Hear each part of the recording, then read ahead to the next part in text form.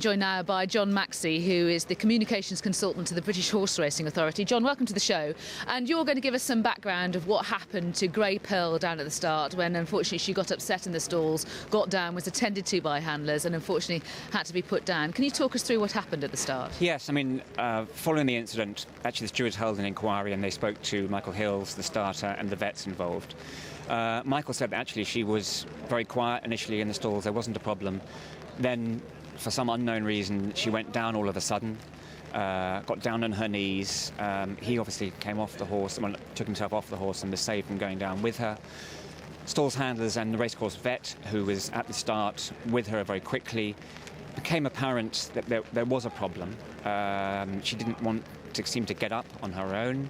And on examination and on time it became apparent that actually her hind legs, the hind quarters weren't working effectively, and that is symptomatic of a spinal cord injury.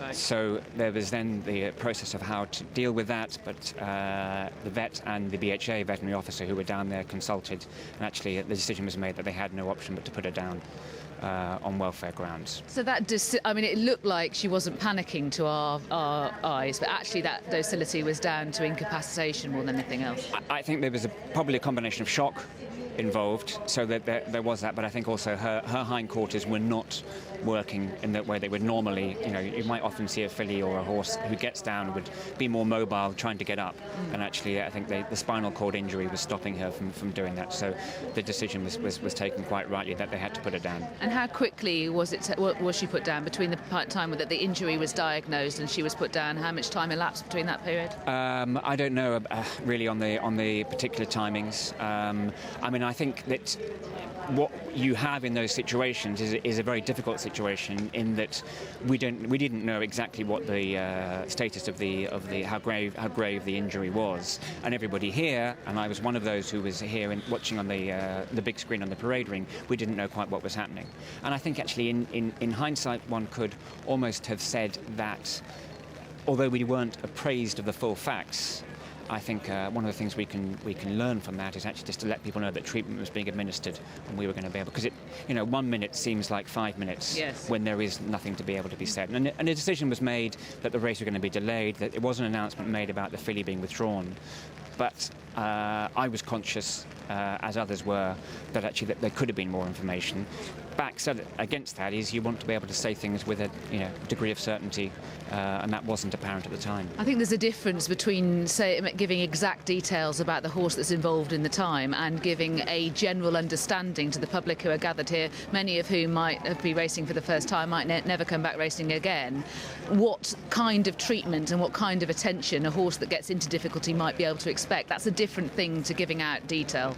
It is, yes. And I mean, I think Michael Hills was in the inquiry, and he said, in all of his riding career, he's never had a horse do that with him. So we were dealing with what is, I think, a fairly unusual and exceptional set of circumstances.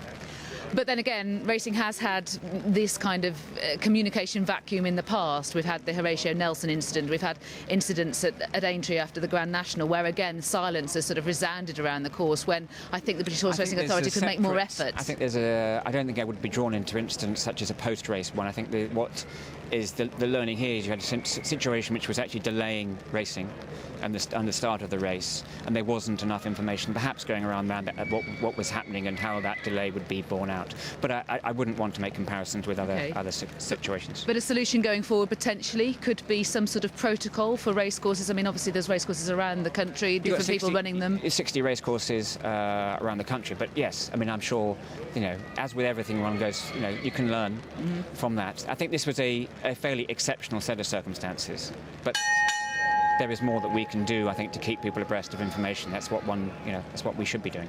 And coming back to the filly herself, when something unfortunate like this happens, is there an investigation afterwards to see what might have contributed to it, so that anything can be learned about whether anything can be improved? I think there are two sides to this. There will be a post-mortem, so that'll establish exactly what the nature of the injury was. The other side of it is you look at if there was anything that could be done, and I have no idea. I don't want to suggest that there could be, because I think it was a very unusual set of circumstances. But whether there's anything that could be done within the stalls or anything like that, which actually could reduce the risk of that being Exactly. an eventual outcome of, Yeah. of a horse going down. Because a horse going down itself, does happen from time to time. So whether there's something more work that could be done, and I'm sure that's something which will be looked at. Okay, well, John, thank you very much for that explanation. Thanks, Thank Lydia. you.